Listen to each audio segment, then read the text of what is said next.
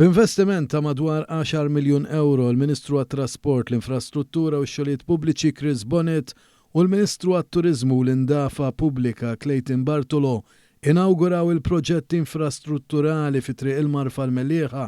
bis-swit il-Bajja tal-Għadira fejn dan kien jinvolvi l-bini mill-ġdid ta' triq u r-riġenerazzjoni tal-promenad tul il-Bajja. Dan il-proġett li jinvolva wkoll is-sem ta' bosta esperti kemm mill-Awtorità tat-Turiżmu kif ukoll mill-Infrastructure Malta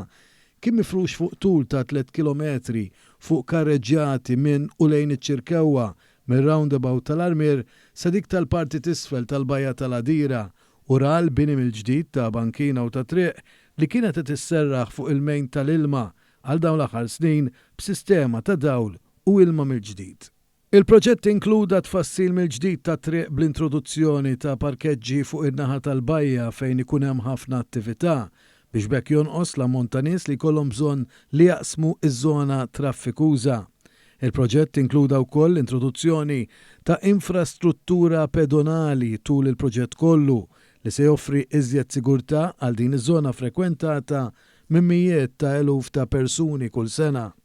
Is-Sindku tal-Mellieħa Dario Vella saħaq kemm dan il-proġett flimkien ma' dak tar-riġenerazzjoni tal-Pjazza tal-Mellieħa se jkomplu jagħtu aktar valur lil-lokal kemm lit-turisti li jżuruhom kif ukoll lil-Maltin u l-Lawċin li jiffrekwentawhom u li joqogħdu fihom. Il-Ministru Bonnet żied jgħid li dan il-proġett flimkien ma' dak li se jiġi inawgurat aktar tard din is-sena bejn ir-roundabout tal-Armier sal-port ta' Ċirkewwa se jkomplu jmexxu l-qudiem l-infrastruttura ta' pajjiżna aktar u aktar meta fis-snin ta' qabel dan is-settur baqa' lura milli jiġi żviluppat minħabba l-isfidi li hemm fix-xogħlijiet tagħhom biex isiru. Letteralment qlajnija minn isfel net, rranġajna s-servizzi essenzjali, rranġajna il-parkeġġ, il-promenad sar sabiħ ma diġ bajja tas-sajf li hija ħaġa kruċjali iżda hija bajja li tista' tintuża mas-sena kollha. Mhux għat-turisti biss, għax it-turisti importanti, ma mhux għat-turisti biss, speċjalment għall-poplu Malti tagħna li jista' jiġi hawn issa u għandu l-ġmil ta' bajja ta' promenad li jistgħu jgawdu. Ovvjament dan il-proġett ikkumplementaw mbagħad bil-proġett ta' triq ta' Ċirkewwa li nkunu qegħdin ninnawguraw fil-ġranet li ġejjin.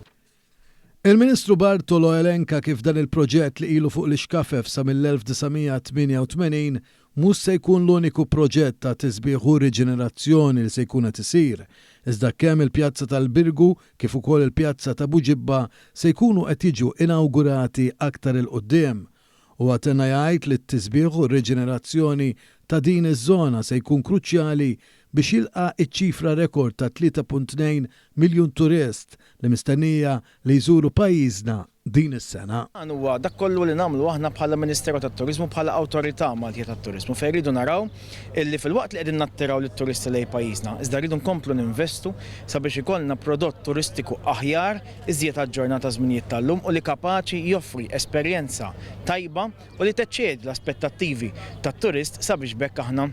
inkomplu neċċellaw f'dan il-qasam illi kif jidher għal din is-sena ser ikollna riżultati aħjar minn tas-sena li għaddiet iżda rridu nkomplu ninvestu sabiex insostnu dik ir-riżultati illi nkunu qegħdin niksbu matul is-sena kollha.